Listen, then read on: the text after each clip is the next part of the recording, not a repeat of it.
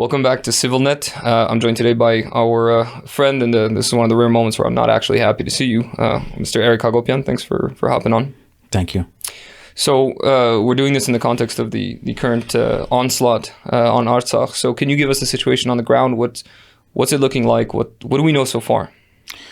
Obviously, there's a lot of it's a lot of confusion and conflicting information. But what we do know is at about lunchtime today, Yerevan time, Armenia time, there was a full-on onslaught, an invasion, a physical invasion, trying to advance on different fronts.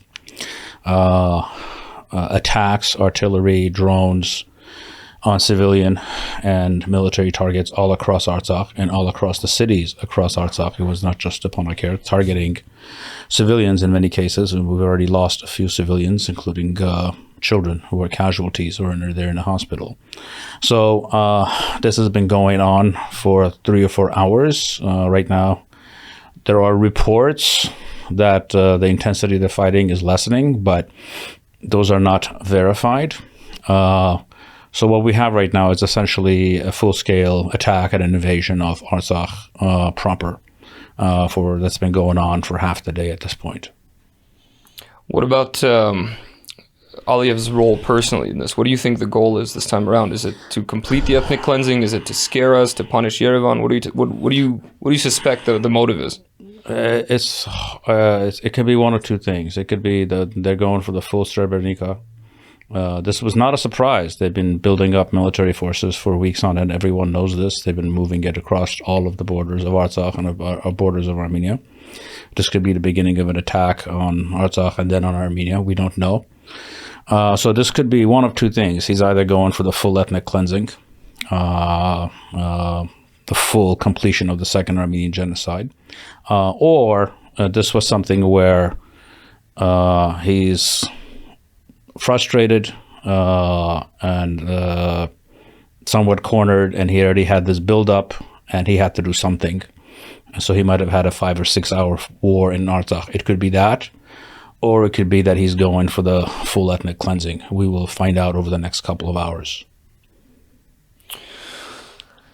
What do you make of Russia's role in this situation, since they're the only ones with boots on the ground? They're most likely, there are unconfirmed reports that their forces pulled out of areas where the attacks were going to happen.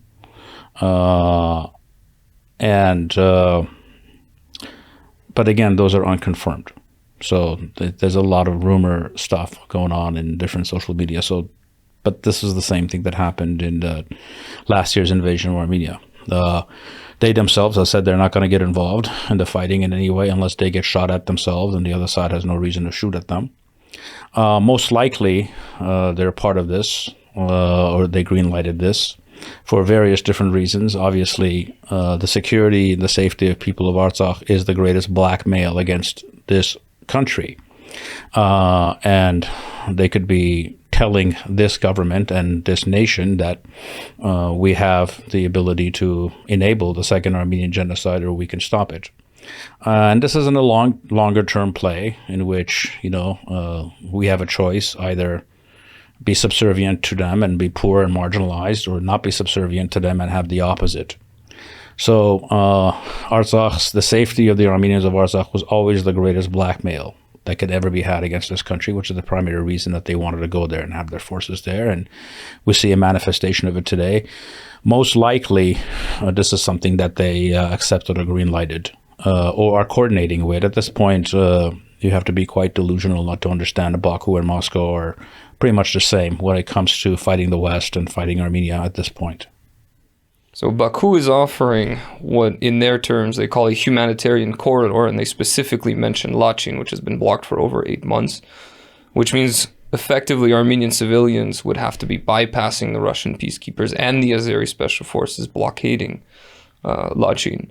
What do you make of this? Is this some cynical ploy? Is this some chilling indication of their intentions? What are the implications of this as well? Well, I mean, it means that of the two options we discussed, this is obviously related to the Srebrenica option, in which you ask women and children to evacuate because no male is going to go through that gauntlet because they'll get arrested or charged, as other people have in the past.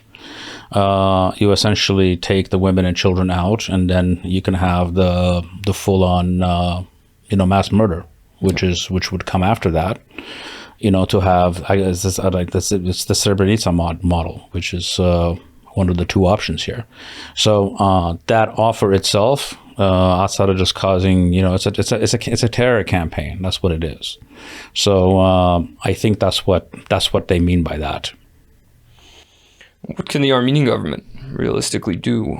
Today, for reference, Prime Minister Pashinyan gave a talk to the news. He essentially stated that what Baku is trying to drag Armenia into a war, and Armenia is not going to give them that satisfaction. So what can the government do constructively to help our brothers and sisters? Outside of far more intensive, they are active diplomatically. They're doing all they can on that front.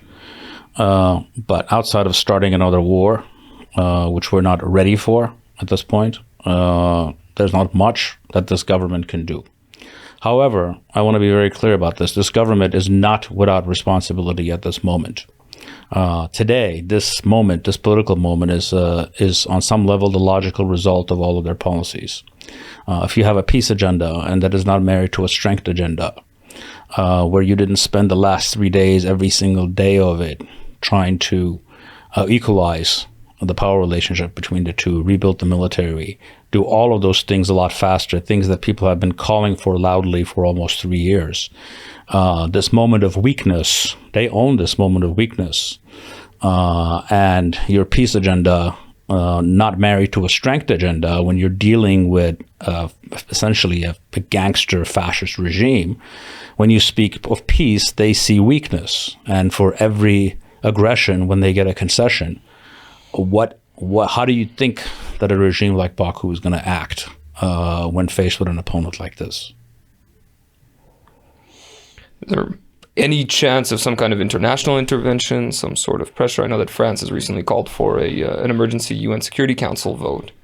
What hope is there that there will be some international attention, or that I would say the cynical, unfortunate reality that the suffering of Artsakhis may lead to some kind of serious secession or recognition? Well, we're at that final moment now in many ways. You're either, whether you're the EU or the United States, you're either, when you said that ethnic cleansing isn't acceptable, and you're at this moment, you have to decide.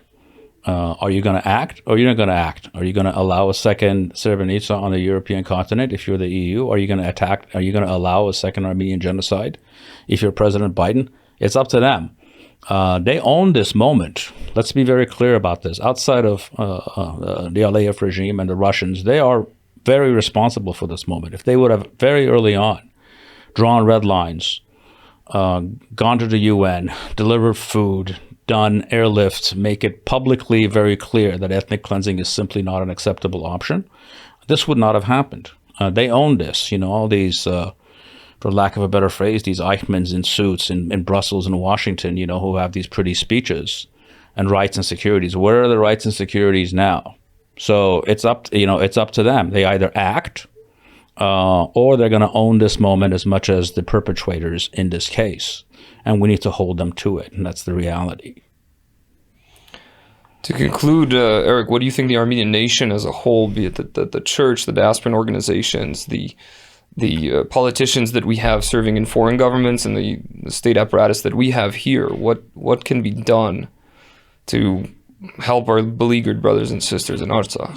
Is to take the last point that I made and put it in front of people and force them. You either do this or these are the results, and you own it.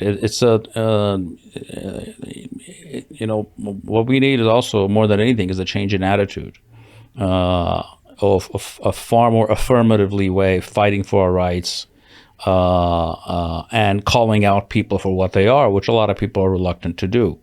It's about organizing in much more effective ways and much more loud ways, and not allowing us to become victims, in this case, of their hypocrisies, or actually calling out their hypocrisies and weaponizing their hypocrisies to get the results that we want. Thanks very much, Eric. Thank you. Thank you very much. We'll catch you very soon, and we're praying for everybody in Artsakh and hoping for better days soon.